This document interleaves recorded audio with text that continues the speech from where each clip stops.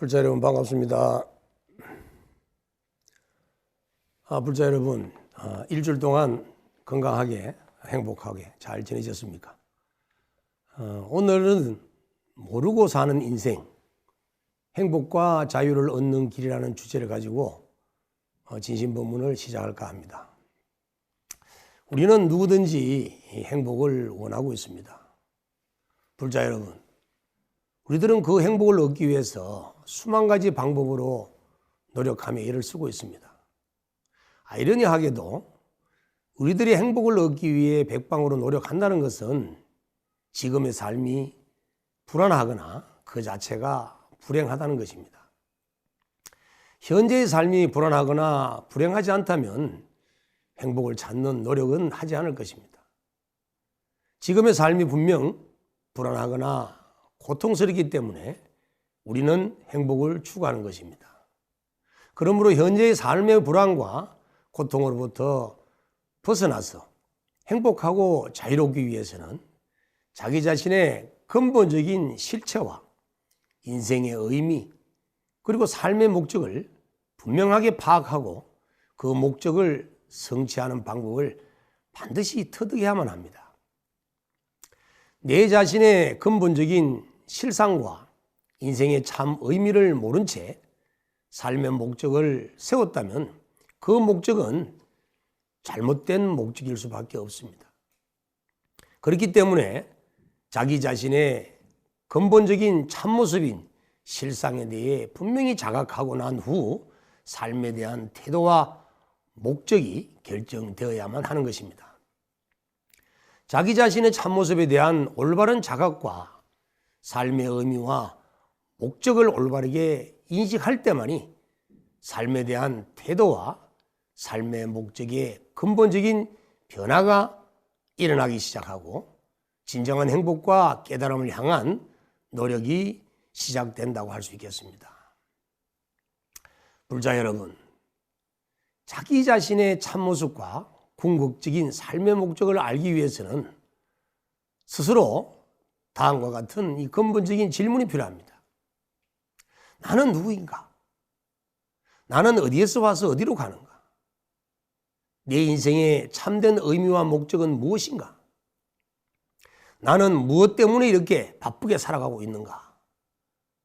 이처럼 자기 자신의 참모습과 인생에 대한 의미를 궁금해하면서 그 해답을 찾아 헤매다가 일생을 마치는 삶 또한 정말 아름다운 삶이라고 할 수 있습니다. 이에 비해 우리의 삶은 과연 어떤 것일까요?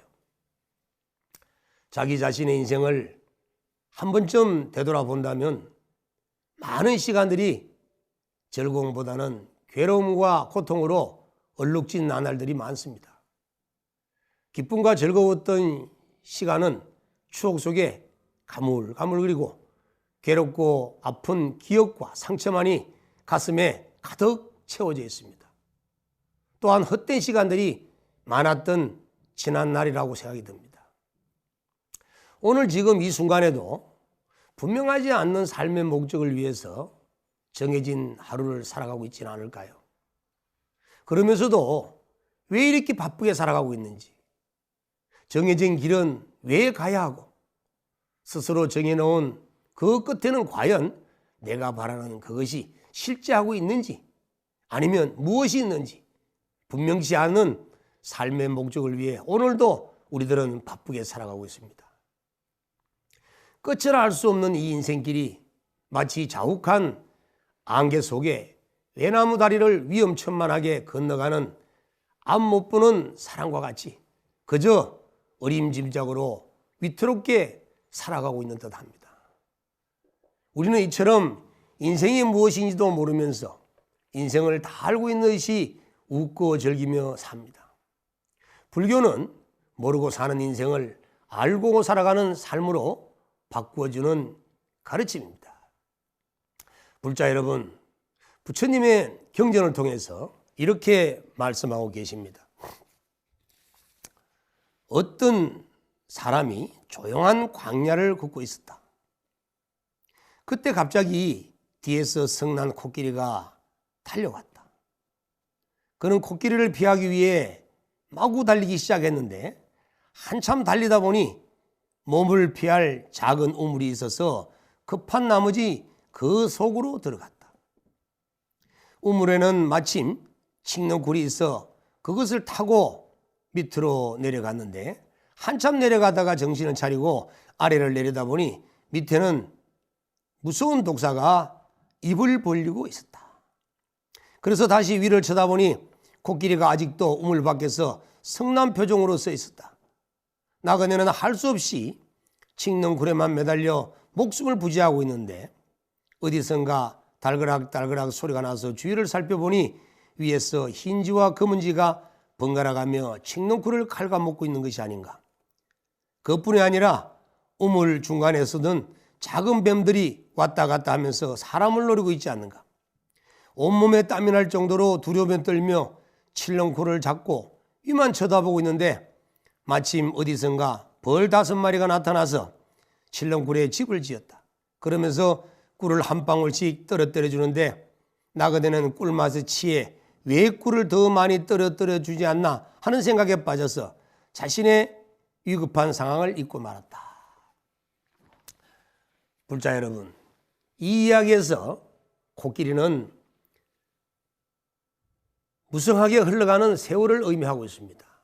칡는 굴은 생명이고 검은지와 흰지는 낮과 밤을 의미합니다.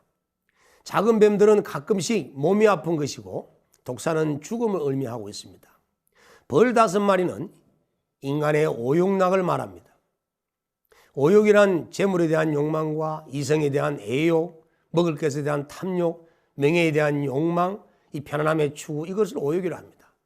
이와 같이 자신의 처지를 모르는 채 탐욕의 꿀맛에 취해 살아가는 것이 우리들의 어리석은 인생입니다.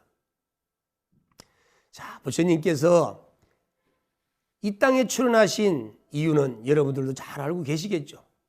불자 여러분들께서 불탈마 되면은 부처님의 이 세상 출연하신 그 이유에 대해서 워낙 많이 들으셔서 잘 아시겠지만 모르신 분들을 위해서 다시 한 번 더 말씀드리겠습니다.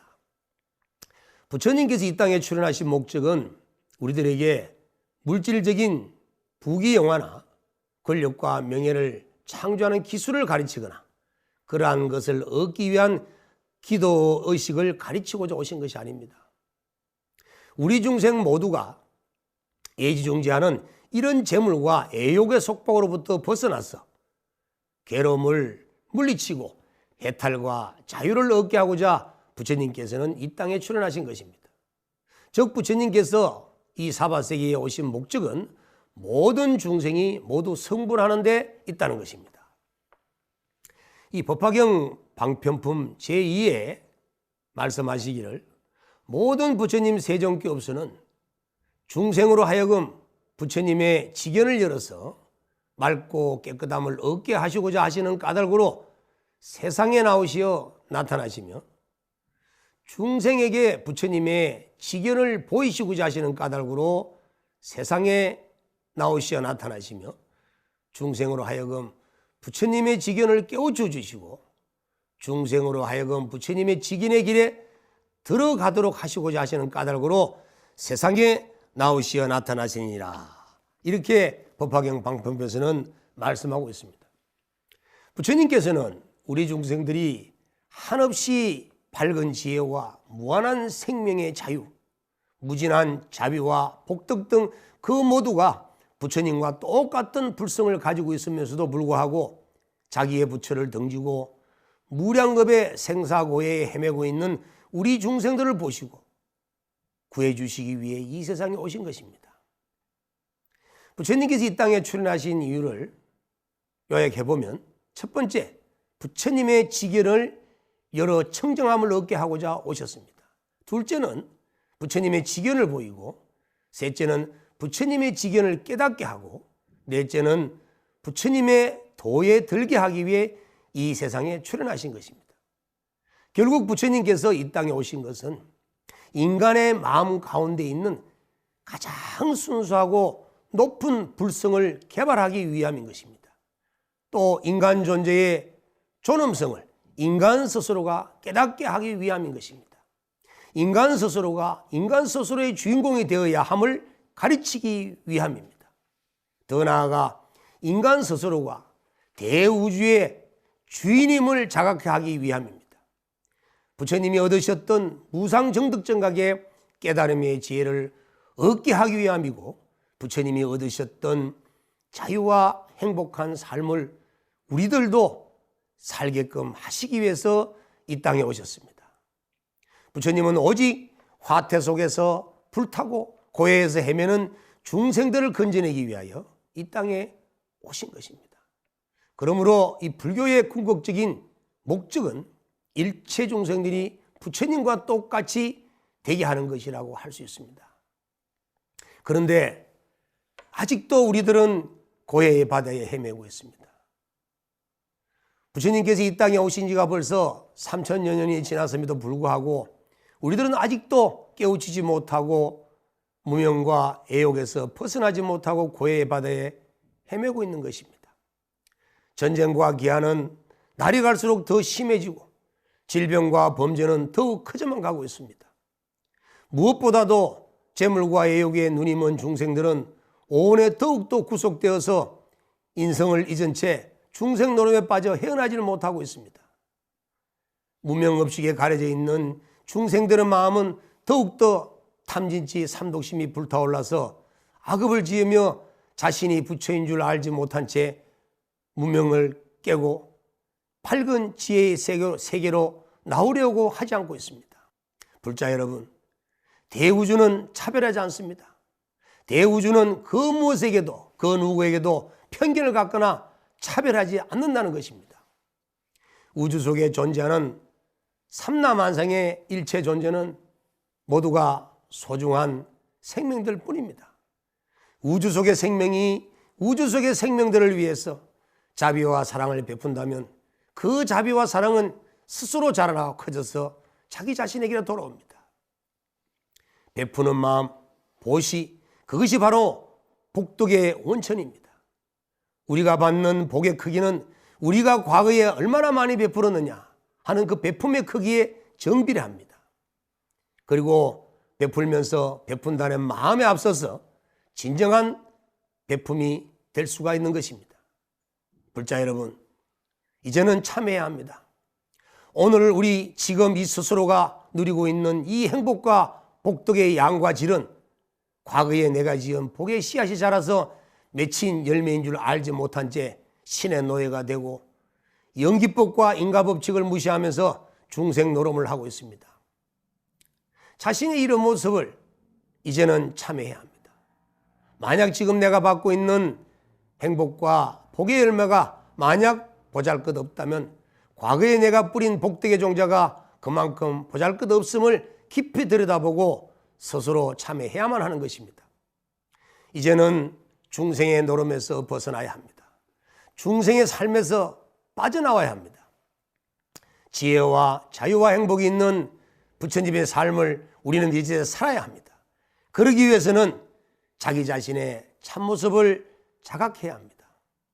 불자 여러분, 자기 자신의 참모습인 이 마음의 실상은 이론이나 말로 성명들을 낼 수 있는 경계가 아닙니다. 깨쳐야만 알 수 있는 경지입니다. 그러나 불자 여러분들의 이해를 돕기 위해서 방편으로 사족을 달아 잠시 설명할까 합니다.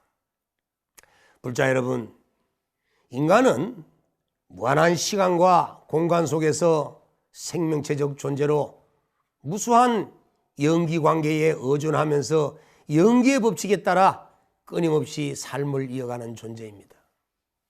우리는 누구이며 과연 어떠한 존재일까요?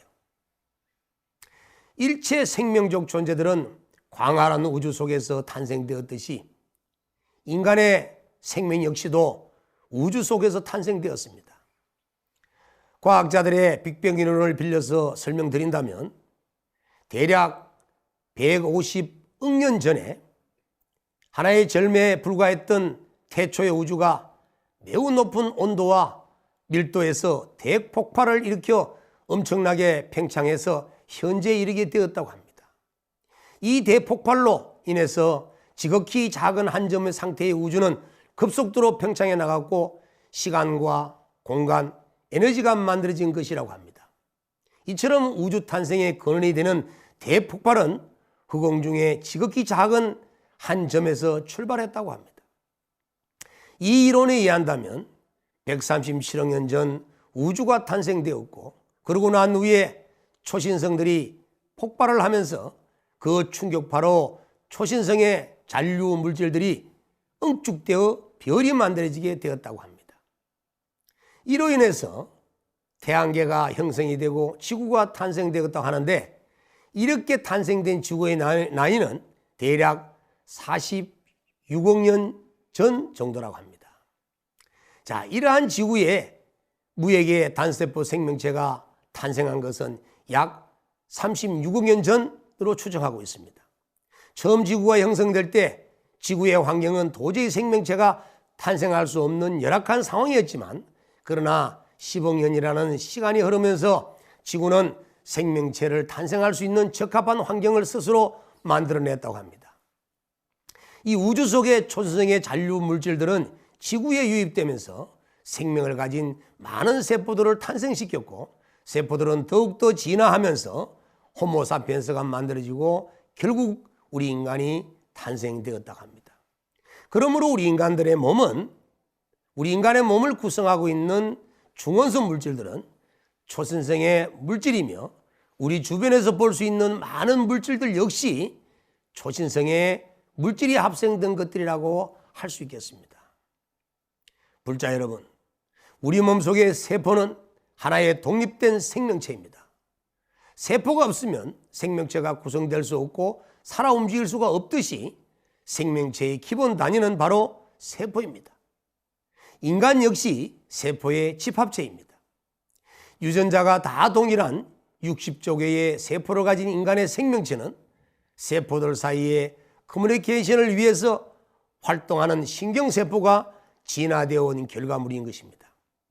과학자들의 연구 보고서를 인용하면 유전정보 DNA가 들어있는 원핵세포가 먼저 생겨나서 유전정보 DNA를 핵막으로 보호하고 있는 진핵세포로 진화될 때까지 약 6억 년이라는 세월이 흘렀다고 합니다.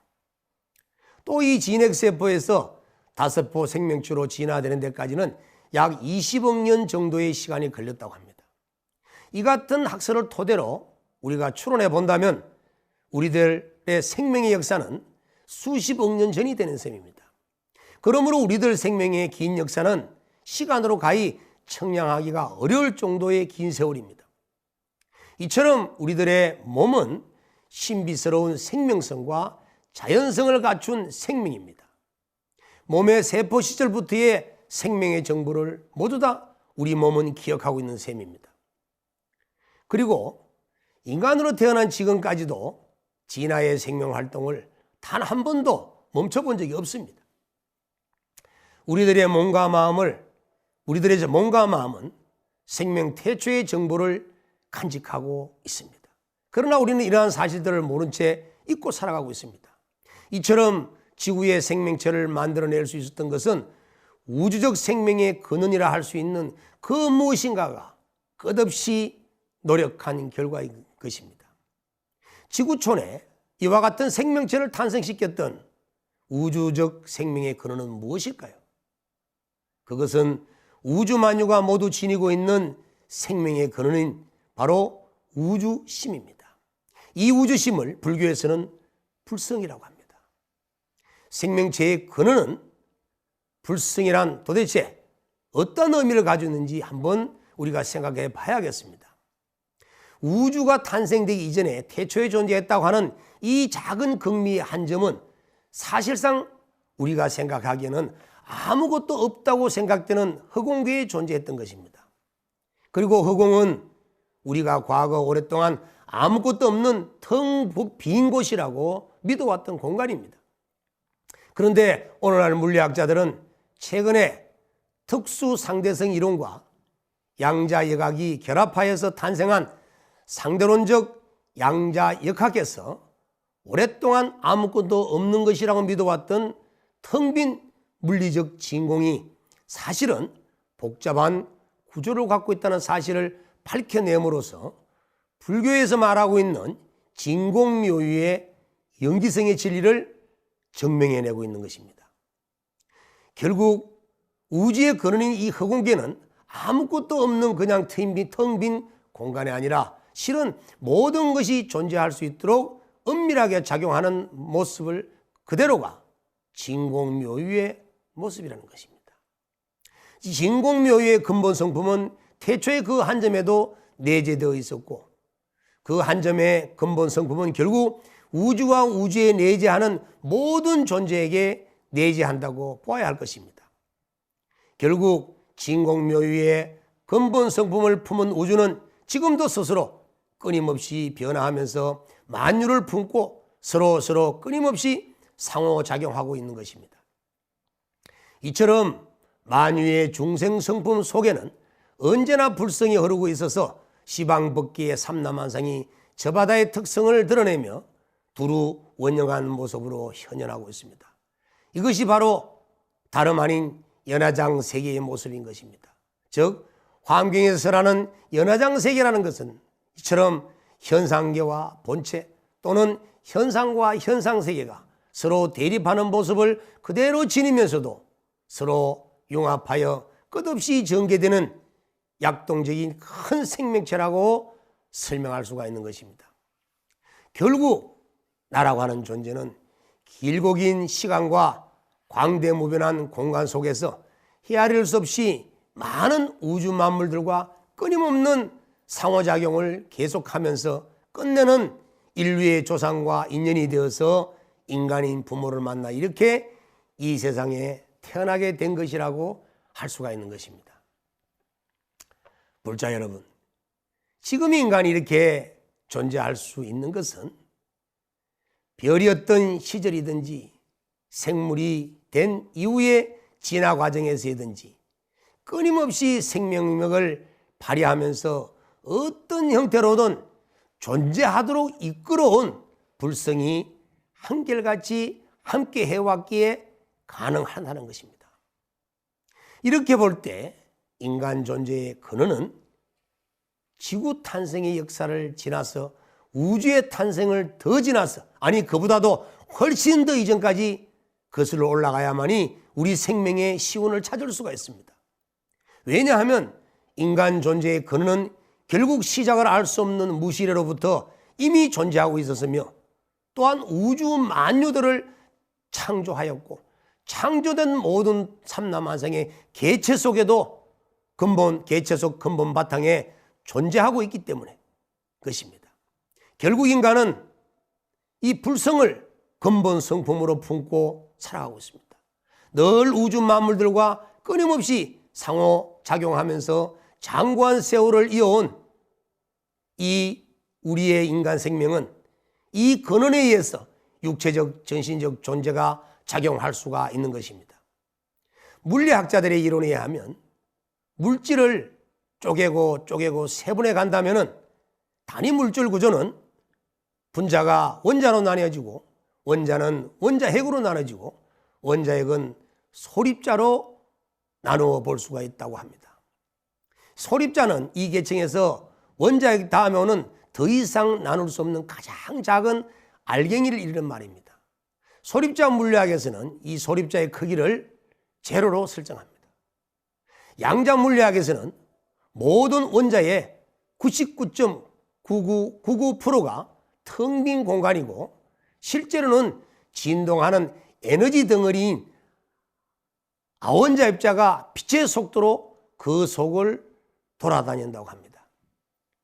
이와 같은 측면에서 우리들의 몸인 인체를 물리학적 구조로 궁극적인 근원까지 추측해 본다면 분자가 원자로, 원자는 아원자로, 아원자는 소립자로 텅 빈 허공으로 사라져버리고, 인간의 몸은 에너지로 사라져버리고 없어지는 것입니다.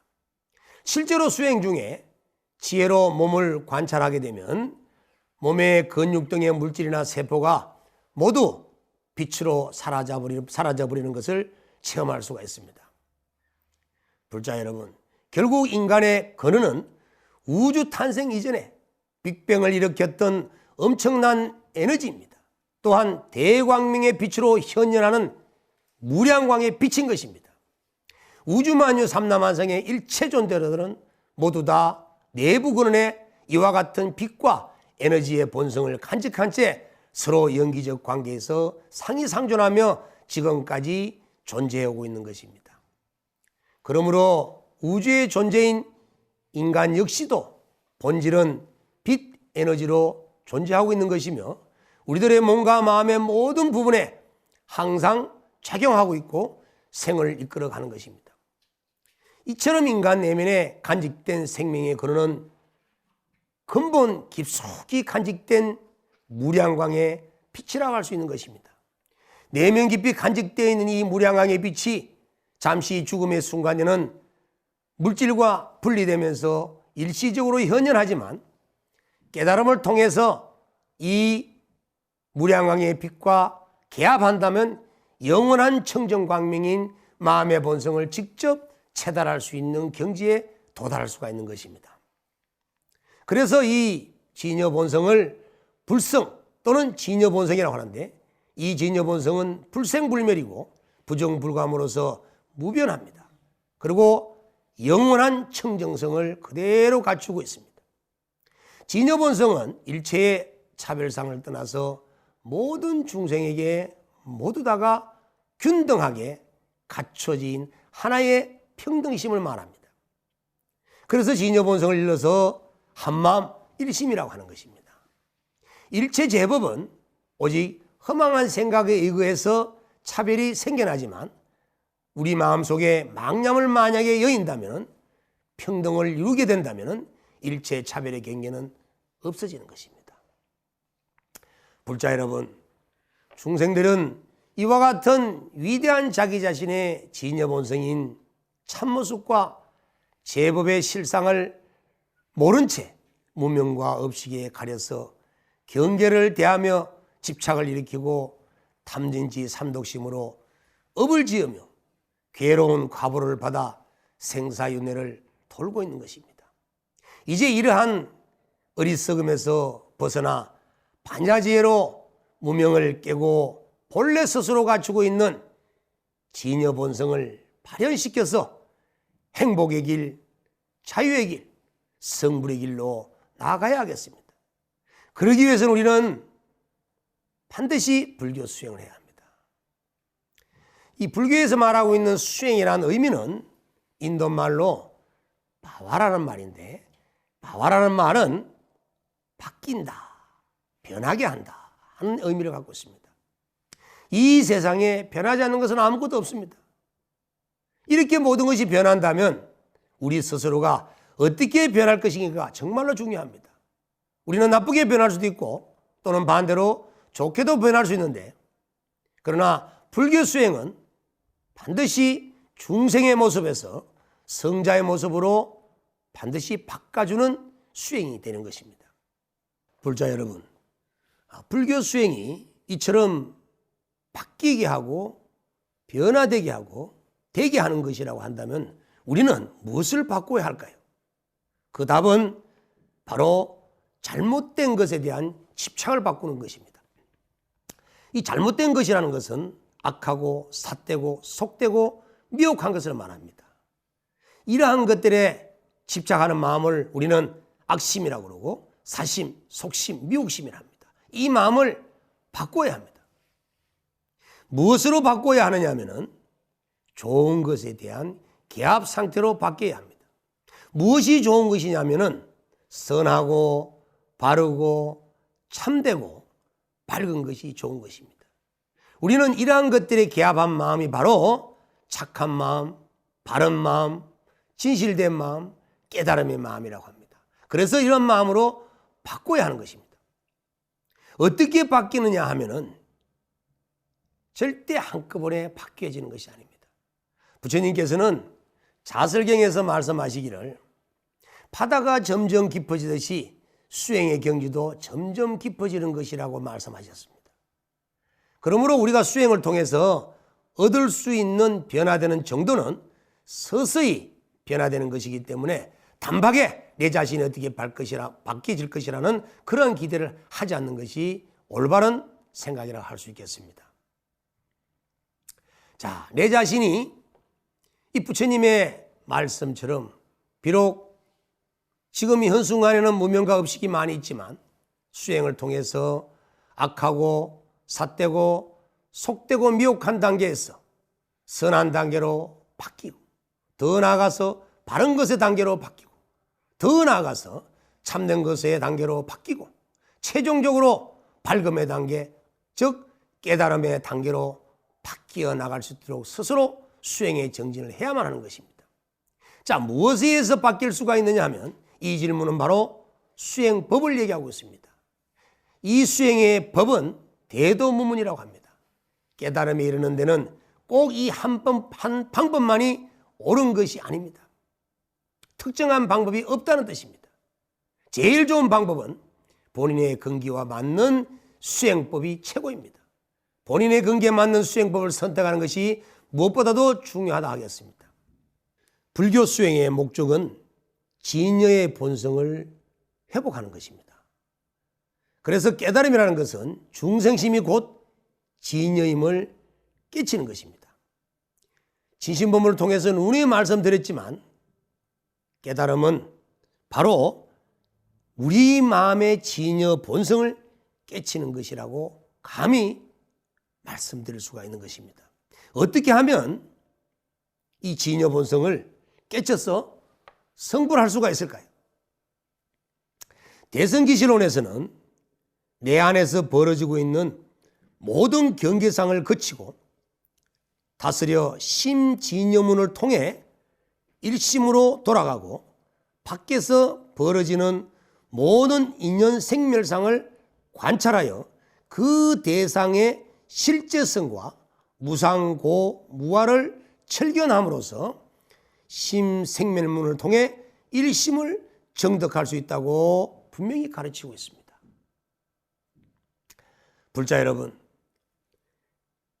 이 우리들 마음속에 나타나고 있는 모든 경계상을 거치려면 지관의 수행을 떠나지 않아야 합니다.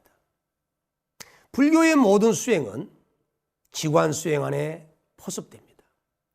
불교에서 제시하고 있는 거의 모든 수행법은 폭넓은 의미에서 보면은 지수행과 관수행 안에서 모두 설명되고 이해될 수 있을 정도로 지관수행은 부처님 시대부터 또 초기불교, 인도불교, 남방불교, 북방불교, 현대불교 이르기까지 전체를 꿰뚫어 이어져 가고 있습니다.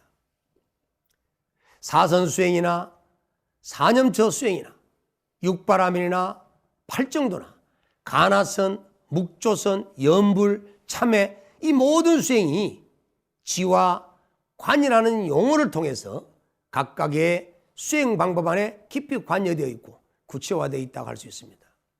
부처님 시대 이후부터 초기 불교로 이어지면서 이 지수행과 관의 수행은 여러 형태로 강조되어 왔습니다. 그리고 지금까지 여러 수행법으로 변천되어 전개되어 왔습니다.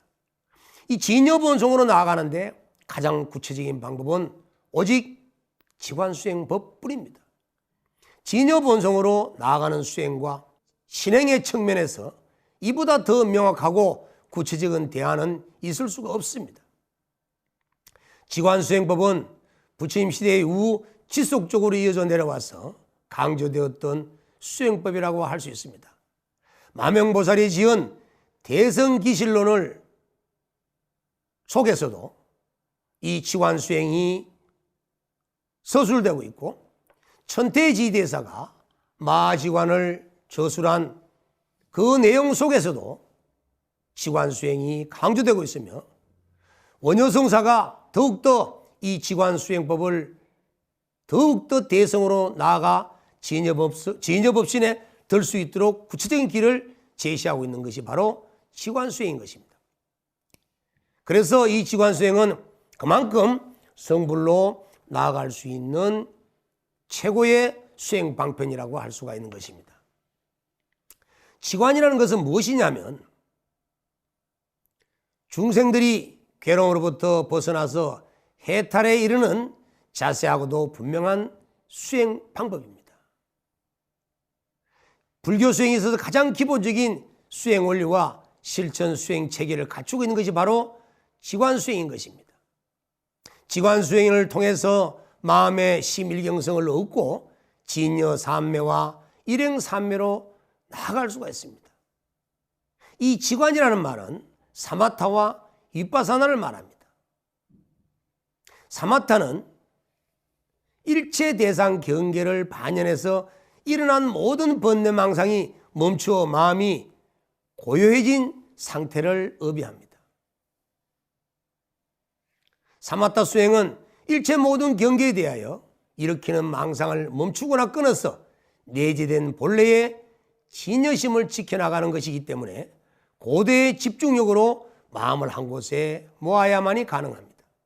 불자 여러분, 위파사나 수행이라고 하는 것은 면밀하게 관찰하고 꿰뚫어 본다라는 의미를 가지고 있기 때문에 위파사나 수행은 일체 대상 경계를 있는 그대로 꿰뚫어 통찰하여서 지혜 또는 지견을 성취하기에 관이라고 번역합니다.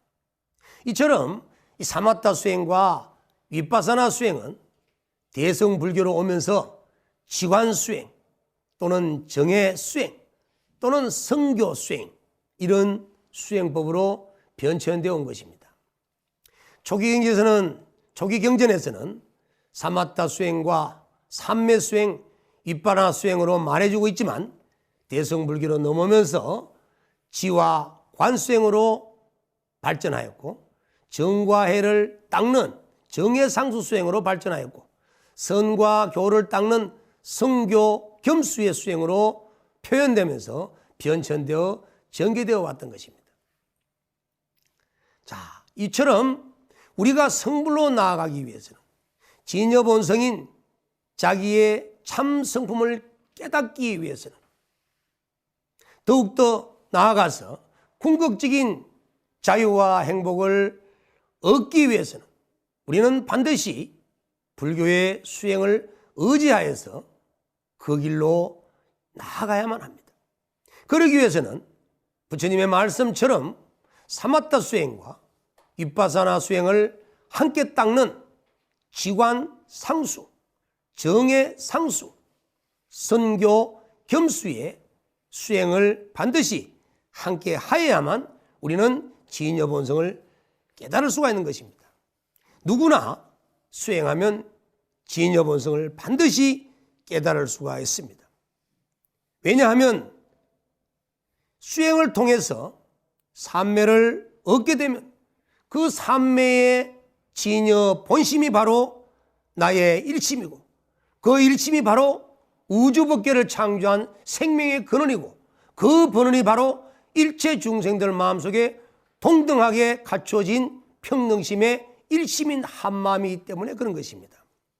그래서 우리는 마음속 내면에서 일어나고 있는 온갖 갈등과 번뇌를 거치고 박강 경계에 끄달리는 마음을 쉬면서 내 마음 내면 속에 반야로 관조하여서 스스로의 진여본성을 찾아가는 과정 속에 지와 간을 함께 닦는 정과 해를 함께 닦는 이 수행을 병행하는 수행을 지속적으로 해나간다면 머지않아 반드시 우리 불자님들께서는 몸속, 마음속, 우주 속 본래 갖추어진 진여본성을 깨달아 완전한 행복의 세계, 열반의 세계, 자유의 세계, 성불의 세계로 분명히 나아갈 수 있으리라 확신합니다.